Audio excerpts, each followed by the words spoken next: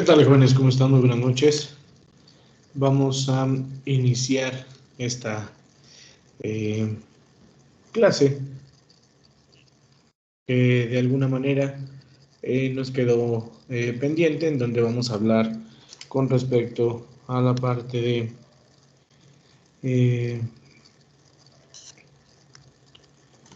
pares craneales y nervios raquídeos. ¿De acuerdo? Es una clase que nos había quedado pendiente y es un momento importante que un segundito. Listo. Bien, entonces vamos a hablar el día de hoy de esta clase que nos permite pues poder finalizar con la parte de los temas que teníamos pendientes. Es la clase de nervios raquídeos y pares craneales. Perdón, la parte de pares craneales ya la vimos, ya la revisamos. Esta es la presentación. Si tienen alguna duda o alguna pregunta, háganmelo saber, ¿de acuerdo? Entonces vamos a ver toda la parte de nervios raquídeos o nervios espinales, ¿de acuerdo? Entonces vamos a enfocarnos en la parte de nervios espinales. Bien, la parte de los nervios espinales es sencillo entenderlo, ¿no? De alguna manera vimos que pares craneales, nervios raquídeos o nervios espinales forman parte del sistema nervioso periférico en su región somática, ¿de acuerdo? Me voy a enfocar principalmente en esta imagen. Quiero que vean cómo es que en esta imagen podemos ver la parte de los cuerpos vertebrales y cuando emergen los nervios que salen de la médula espinal. Recuerden que dentro de la médula espinal se encuentra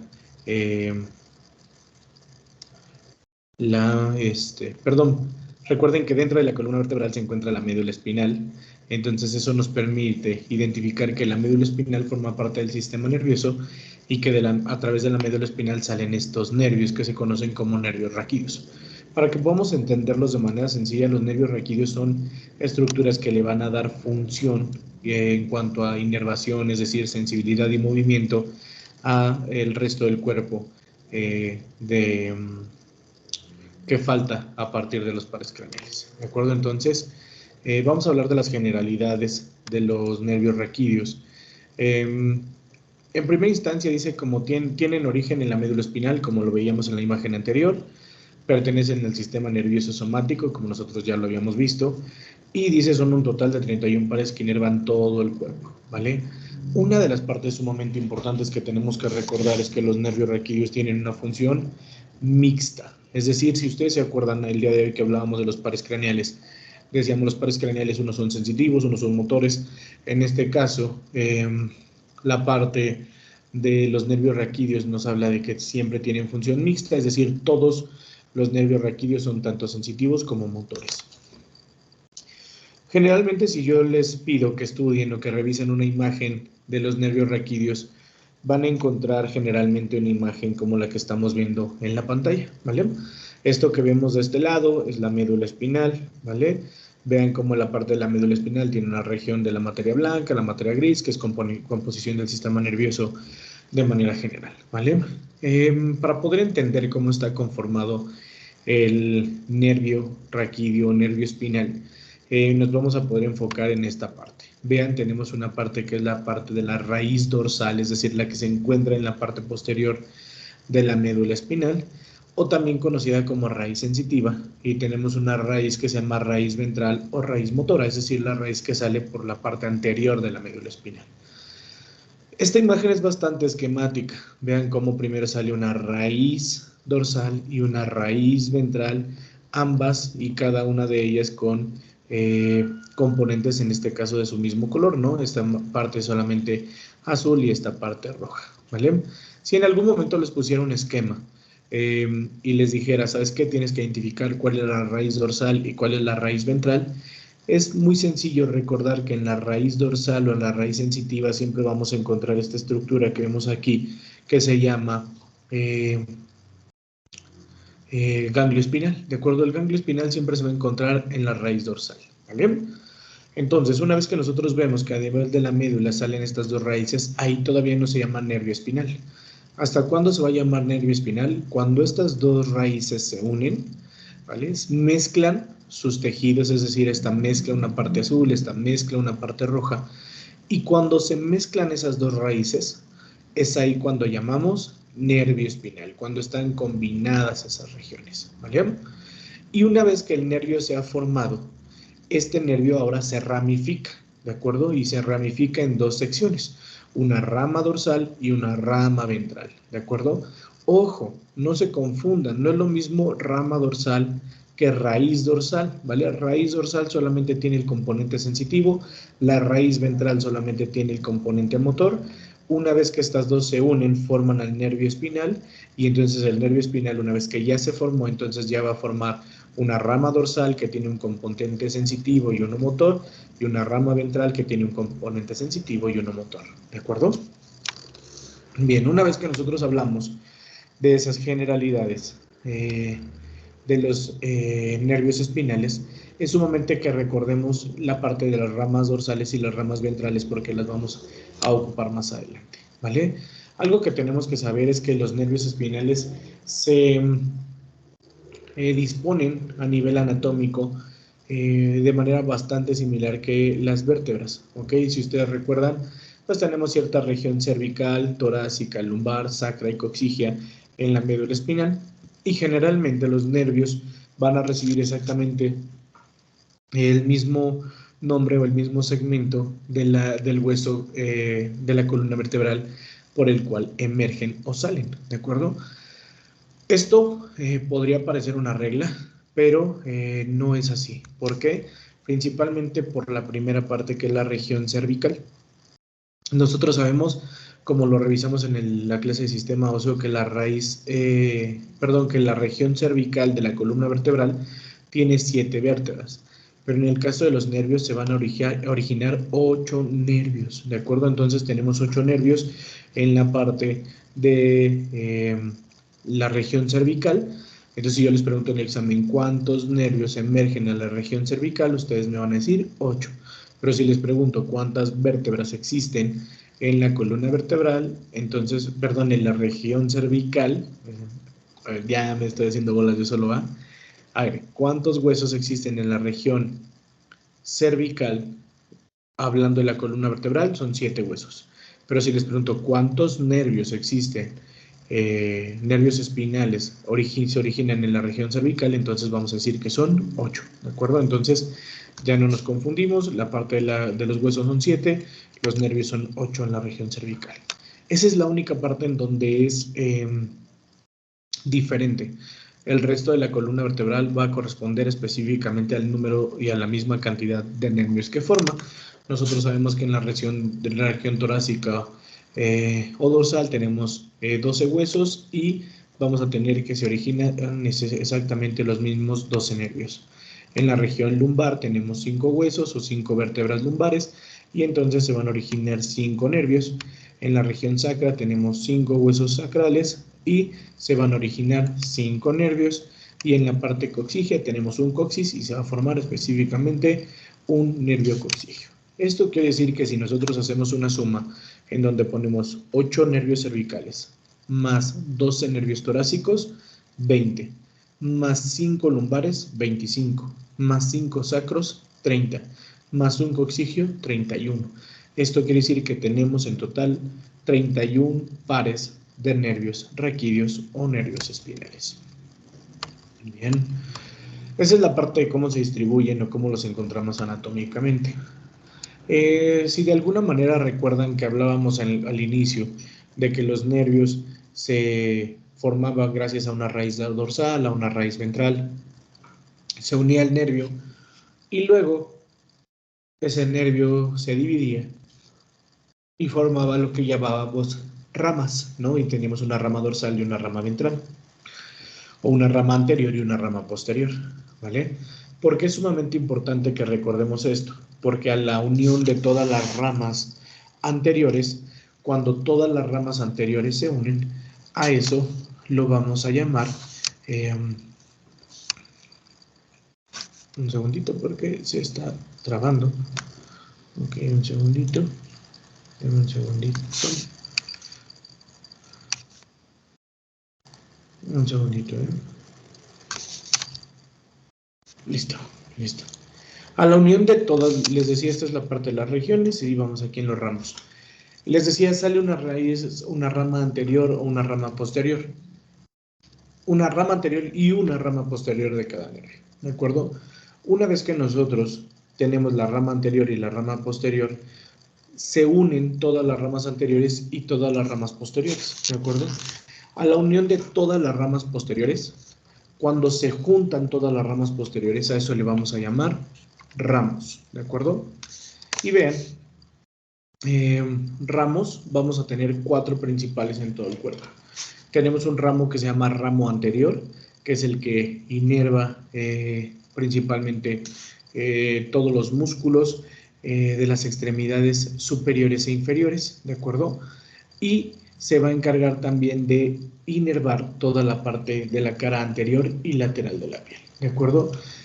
En este caso hablamos de los músculos superficiales, de acuerdo a las extremidades superiores e inferiores, y decíamos la parte de la cara anterior y lateral de la piel, ¿de acuerdo?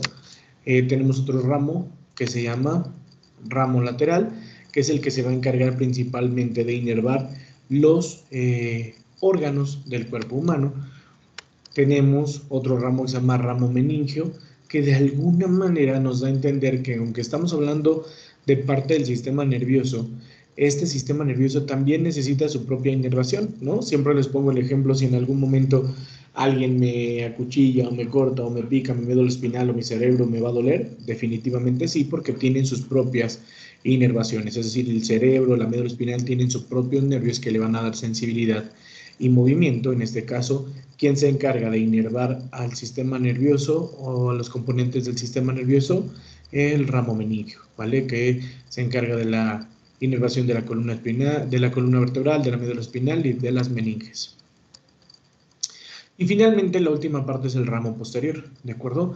El ramo posterior es el que se inerva la parte de los músculos profundos de las extremidades superiores e inferiores y la parte posterior, aquí la diapositiva está mal, es la parte posterior de la piel, ¿de acuerdo? Entonces quiero que se den cuenta o que recordemos, o decíamos hace un momento, los ramos son unas estructuras que están hechas gracias a todas las ramas posteriores de los nervios raquídeos, ¿vale? Entonces, si nosotros recordamos, todas las ramas posteriores se unieron, formaron los ramos y las ramas anteriores quedaron libres. ¿Qué va a formar las ramas anteriores? Algo que conocemos como plexo, que clínicamente es lo que vamos a tener mayor clínica o mayor intervención en algunos momentos, ¿de acuerdo? El primer plexo que vamos a encontrar se llama plexo cervical, ¿de acuerdo? Es el plexo que se encarga en la parte superior, se encarga de inervar parte de la parte posterior de la cabeza, cuello y parte del hombro, ¿de acuerdo? Obviamente, en esta diapositiva dice, de estos plexos derivan los nervios y vienen todos los nervios, no se los voy a preguntar en el examen, pero sí les puedo preguntar, ¿qué plexo se encarga de la inervación de la parte posterior de la cabeza, parte del cuello y del hombro, ¿no? Y entonces la respuesta tendría que ser plexo cervical, ¿de acuerdo?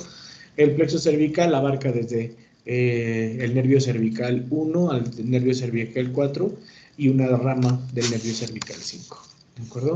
El siguiente plexo se llama plexo braquial. Es un plexo que generalmente revisamos mucho más sencillo, es el que encontramos en la parte de la inervación del brazo. De acuerdo, la extremidad superior está inervada por algo que conocemos como plexo braquial, ¿vale?